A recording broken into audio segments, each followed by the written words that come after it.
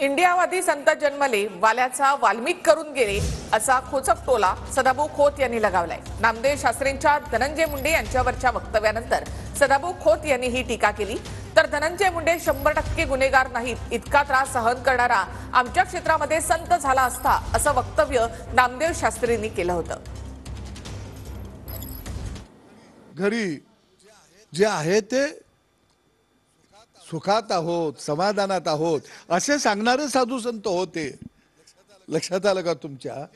हे राज्य गोरगरिबांच्यासाठी उभा राहावं, रयतेचं उभा राहावं, रयतेला 4 दिवस सुखाचे मिळावेत, 4 दिवस आनंदानं माझी रयत खावावी राहावी, अशा संदेश देणारे संत तुकोबा कुठं?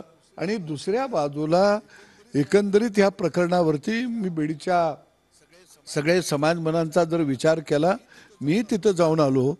संतोष देशमुखांच्या आज धर्मपत्नींच्या डोळ्यातल्या आसूचं, तिच्या लेकरांच्या डोळ्यातल्या आसूबद्दल काय भावना आहेत आपल्या?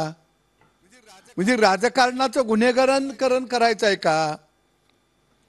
आणि अलीकडच्या काळामध्ये यशवंतराव चव्हाण साहेबांच्या नंतर मग सगळा जर कालखंड आपण वसंतराव नाईकांच्या पर्यंत, सुधाकर नाईकांची ही नावं घ्यायला लागतील, अगदी या रामतुल यांच्यापर्यंतचा जर काळ बघितला तर त्या काळामध्ये फारसा गुन्हेगारीला आश्रय नव्हता।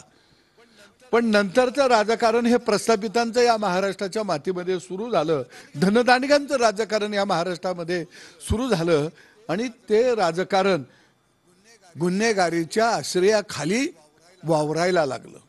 मी काम करायला लागलं म्हणणार नाही, गुन्हेगारी राजकारणाची गुन्हेगारीचं राजकारण या महाराष्ट्रामध्ये सुरू झालं आणि त्यातून आम्ही गेलोय त्यातनं। एक काळ या प्रस्थापितांच्या विरोधामध्ये आम्हाला सभा घेता येत नव्हत्या।